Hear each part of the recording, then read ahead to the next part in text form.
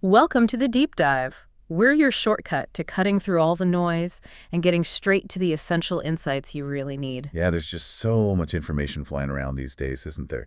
Especially Yeah, with big government announcements and tech breakthroughs, it's tough to keep track. exactly. And that's why we're here. This deep dive is designed to help you navigate two really significant federal announcements we saw just recently. They're set to have a major impact, not just on higher education, but, well, pretty much everywhere. That's right. We've got critical updates this week from both the U.S. Department of Education and the White House. We're talking new rules around digital learning, student aid, how schools are held accountable. And also a huge national strategy for artificial intelligence. So our mission today is basically to guide you through all this complexity. We'll pull out the most important bits, maybe some surprising facts, so you walk away feeling genuinely well-informed. Okay, let's unpack this, because these aren't just, your standard policy updates. These could be really transformative regulations, touching everything from student loans, like you said, to America's place in the global tech race. Absolutely. Maybe we should start with the Department of Education stuff. Specifically, this whole negotiated rulemaking process. What even is that? Good question. You want to take that one? Sure. So negotiated rulemaking, or NEGREG, as folks sometimes call it, is basically how the Department of Education often develops new regulations. Think of it like a big roundtable discussion. Okay. The department gets together with different stakeholder groups, people representing students, colleges, lenders, veterans, civil rights groups, all sorts of folks. Right. And they try to hammer out the actual text of the proposed rules together. The aim is to build consensus before anything gets officially published. It tends to lead to, well, hopefully better, more practical rules. Okay, so it's meant to be collaborative, not just top-down. And what sparked these specific rulemakings right now? What's the driver? Well, the immediate trigger is this new law, the One Big Beautiful Bill Act. President Trump signed that on July 4th, 2025. That law, along with other administration priorities, made some pretty big changes to the underlying statutes for federal student aid. Ah, okay. So the department now has to go through this rulemaking process to actually implement those legislative changes. Got it. And they've set up specific committees for this, right? Two main ones. Exactly. Two committees, each with a pretty distinct focus. First, there's the RISE Committee. That stands for Reimagining and Improving Student Education. RISE. Okay. Yeah. And their job is all about federal student loans. Big topic. They've got 2 meetings scheduled already, pretty intensive week-long sessions. One's September 29th to October 3rd this year, 2025. Okay. And the second one is November 3rd to the 7th. So the RISE Committee, student loans, what are the really big issues they're supposed to tackle? Because changes there could affect, well, millions of people. Oh, absolutely. These are potentially massive shifts. First up, they're proposing the phase-out of graduate and professional PAUS loans. Wow, okay. That's huge for grad students. It really is. Could completely change how graduate education is funded. And alongside that, they're looking at establishing new annual loan limits for grad students, professional students, and parent borrowers. Plus, new lifetime borrowing caps. Lifetime caps, too. Okay. What else? Another really big one is simplifying the repayment plans. The proposal is to move towards just a standard repayment plan and then a single new income-based plan. They're calling it the Repayment Assistance Plan, or RAP. RAP. But this is important, that new RAP plan would only be for new borrowers. Ah, only for new borrowers. What about people already repaying? Yeah, for existing borrowers, the proposal is different. They're looking at eliminating the old income contingent repayment, or ICR plan, Eliminating ICR. and then streamlining the requirements for the other existing income-based repayment plans. So simplification, but potentially fewer options for current borrowers, while new borrowers get this single new RAP plan. That's a really fundamental change in approach. Anything else major for the RISE Committee? Yeah, a few other key things. They're discussing giving institutions more flexibility to actually set lower annual loan limits for specific programs for both students and parents. Interesting. So schools could potentially limit borrowing for certain degrees. That seems to be the idea. Gives them more skin in the game, perhaps. They're also looking at changes to loan rehabilitation. One proposal is allowing defaulted borrowers to rehabilitate their loans a second time. Oh, that's notable. Yeah, and setting minimum monthly payments for that. And finally, they're proposing to phase out unemployment and economic hardship deferments. Phase out those deferments. And also limit how often borrowers can get general forbearances. So kind of tightening the belt on pausing payments. Wow. Okay, that's That's a lot on the student loan front. Really sounds like an effort to streamline, maybe control costs and push towards repayment. Definitely seems that way. Tighter controls, fewer options in some areas, maybe more direct paths in others. So while RISE is tackling the money side for students, you mentioned a second committee. That one's focused more on the schools themselves, right? Accountability. Exactly. That's the AHEAD Committee. Hmm. Stands for Accountability in Higher Education and Access Through Demand-Driven Workforce, Pell. Quite a mouthful. Ahead. Got it. Their focus is institutional and program accountability. This new thing called the Workforce Pell Grant and also some Pell Grant exclusions. Their meetings are a bit later, December 8th to 12th, 2025, and then January 5th to 9th, 2026. Okay, so what are the key proposals for ahead? What kind of accountability changes are we talking about? Well, a really big one ties into program outcomes. They're proposing that certain programs could actually lose their eligibility for federal direct loans if their graduates have low earnings for 2 out of 3 consecutive years. Lose loan eligibility based on earnings. That's direct pressure. Very direct. It connects right into this financial value transparency and gainful employment ideas, basically saying programs need to show they lead to decent jobs. Makes sense. What about this workforce Pell? That sounds new. It is new. They're hashing out the eligibility rules for it. Right. The idea is this grant would be for students in really short programs like 8 to 15 weeks long. Okay, very short term. Yeah, and these programs would need to be transferable towards a recognized credential or degree, be approved by the state's governor, and importantly show strong outcomes. So very focused on quick job training. Interesting. A Pell Grant specifically for rapid workforce skills. What else for ahead? The last main bucket is Pell Grant exclusions. They're discussing potentially excluding students from Pell if they already have enough grants or scholarships to cover their entire cost of attendance. So if other aid covers everything, no Pell. That's the proposal. Or also excluding students if their student aid index, that calculation of financial need, is more than twice the maximum Pell Grant award.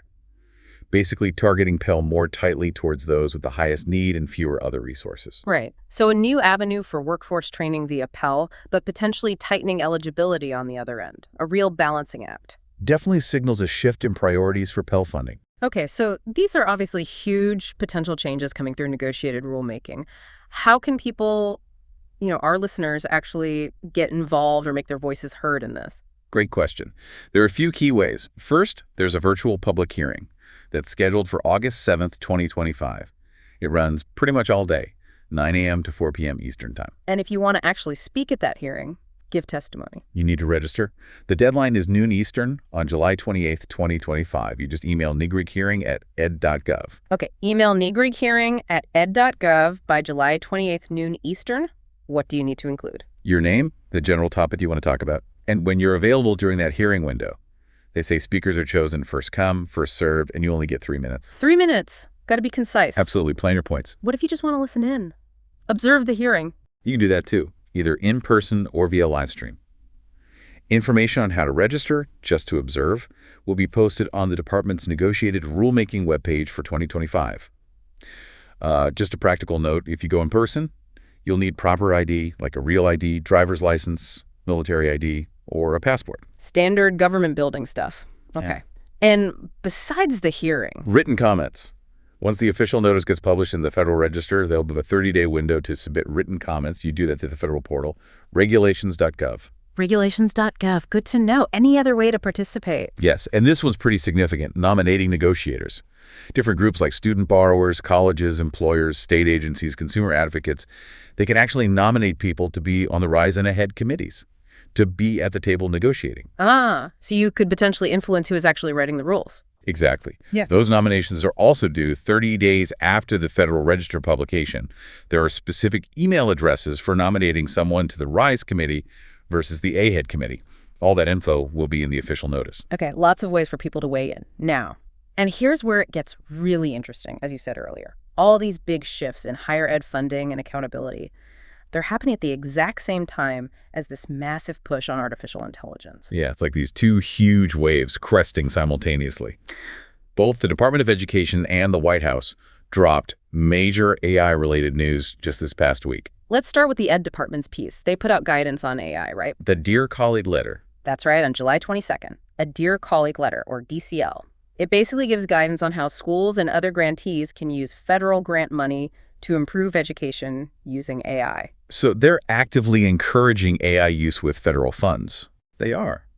The letter encourages exploring how AI can, enhance teaching, learning access. But it makes a really strong point. AI should support educators, not replace them. That's emphasized. Okay, support, not replace.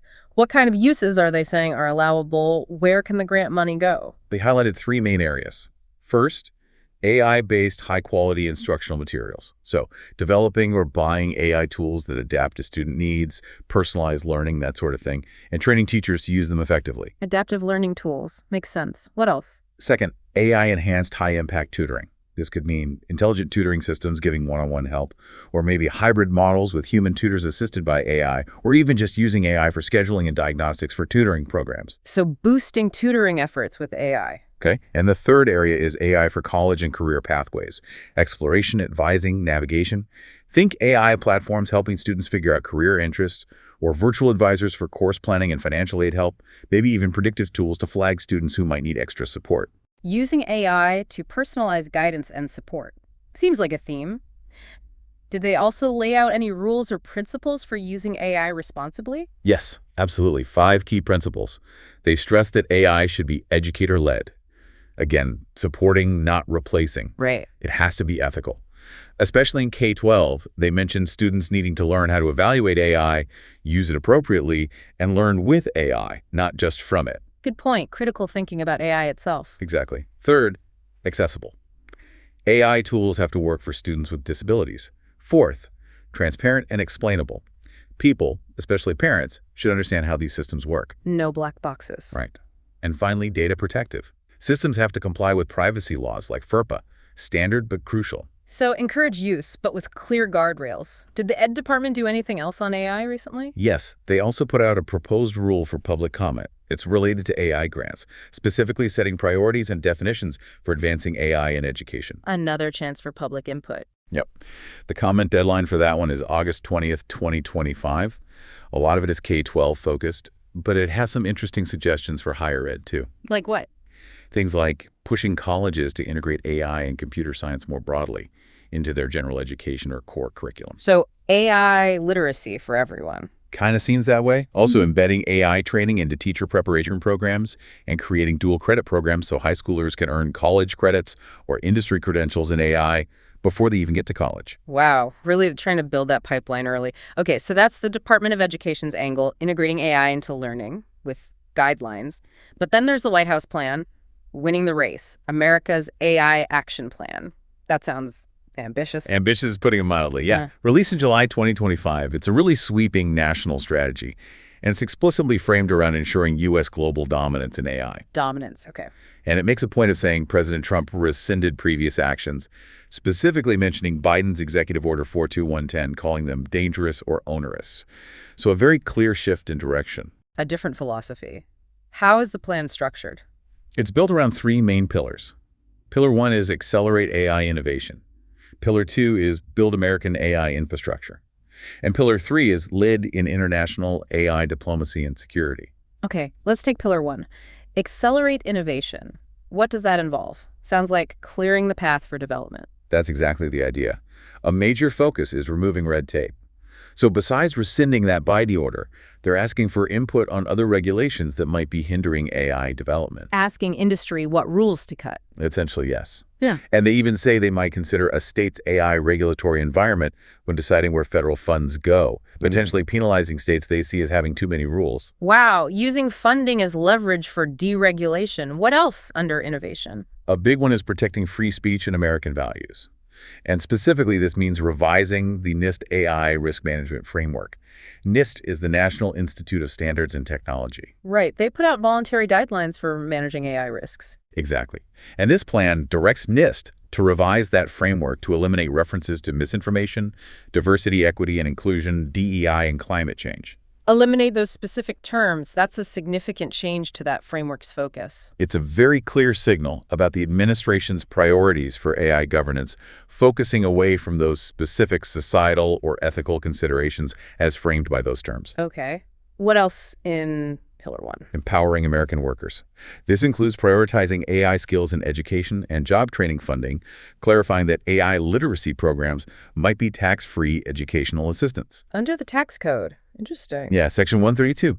Also studying AI's labor market impact and funding rapid retraining for jobs displaced by AI. And finally, supporting open source AI, making sure startups and academics can get access to computing power and encouraging open models. So cut regulations, reshape risk guidance, focus on workforce skills, and boost open source. That's pillar one. What about pillar two? Build American AI infrastructure. That sounds physical. It is. Very much about the nuts and bolts. A huge part is streamlined permitting, especially for data centers. They want new categorical exclusions under NEPA, the big environmental law, to speed up reviews for data centers. Faster environmental reviews for data centers. Yes, and expanding the use of FAST-T41, that infrastructure fast-tracking program. Yeah. Even exploring nationwide permits under the Clean Water Act for data centers. Plus, making federal lands potentially available for building them. The goal is clearly to build more data centers faster. And powering them. AI takes a lot of energy. Absolutely critical. So developing the electric grid is a major focus. Stabilizing the current grid, optimizing it, and prioritizing getting new, reliable power sources connected quickly. They specifically mentioned embracing things like enhanced geothermal and advanced nuclear fission and fusion. Looking beyond traditional renewables there. What else for infrastructure? Restoring semiconductor manufacturing. Yeah. Making sure the CHIPS Act funding delivers returns, and using AI itself to improve chip making. Right, the CHIPS Act. And of course, training a skilled workforce for all this infrastructure. Not just coders, but electricians, advanced HVAC techs, the people who actually build and maintain these facilities. So identifying those critical jobs, funding industry training, apprenticeships. Preserving the human infrastructure, too. And lastly, for this pillar, bolstering critical infrastructure cybersecurity, setting up an AI information sharing and analysis center, an AI ISAC, and promoting secure by design AI. So data centers, power, chips, workforce, security, a really comprehensive infrastructure push. That leaves pillar three, international AI diplomacy and security. What's the global play? This is about projecting U.S. leadership and protecting interests abroad. One part is literally exporting American AI. They want to set up a program where industry groups and propose full-stack AI packages, hardware, software, services to sell to allies. Selling packaged AI solutions to friendly nations. Seems like it. Another major theme is countering Chinese influence. Using the U.S. position in international standard-setting bodies and diplomatic channels to push for AI governance that aligns with American values and innovation, specifically pushing back against authoritarian models. So shaping global rules. And also strengthening export controls. Things like maybe requiring location verification on advanced AI chips so they can't easily be diverted to countries of concern. Developing new controls on chip-making equipment. Sharing intel with allies on how to protect sensitive tech. Tightening controls on the tech itself makes sense from a security angle. Yeah, and related to that, evaluating national security risks. Working with AI developers to assess how advanced AI could be misused for cyber attacks, developing bioweapons, that kind of thing, and assessing threats from adversaries' AI systems. Looking at both offensive and defensive risks. Right. And a final specific point under security is investing in biosecurity. Requiring labs that get federal research funds to use DNA synthesis tools that have strong screening to check for dangerous sequences and verify who the customer is. Sharing data to spot bad actors trying to order materials for potential bioweapons. Wow. Okay. That biosecurity link is specific and pretty sobering. So across these three pillars, it's a really aggressive plan for U.S. leadership in AI, touching everything from domestic regulation to global strategy. Absolutely. Innovation, infrastructure, international leadership. It's a very assertive posture. Well, there you have it. We've just walked through essentially a two-pronged federal push, a major overhaul of higher education policy through negotiated rulemaking. Focusing on student loans, accountability, Pell Grants. And simultaneously, this incredibly broad, ambitious national strategy for artificial intelligence. It's certainly a lot to take in. It really is. From very specific changes like eliminating the ICR plan or creating workforce Pell to the huge scope of the AI action plan, impacting everything from university research funded by grants to the rules governing global tech competition. These aren't just abstract policy papers. No, definitely not. They hit close to home. They could directly impact your education, how you pay for it, what jobs are available, the technology you use every day. So what does this all mean for you listening right now? Yeah, that's the real question. Consider this. How might these simultaneous pushes fundamentally reshaping student financial aid while launching this all-out national AI strategy? How might they change not just what you learn in the future, but how you access education and training and where your career opportunities might actually emerge? What really stands out to you about this whole transformation? Something to think about.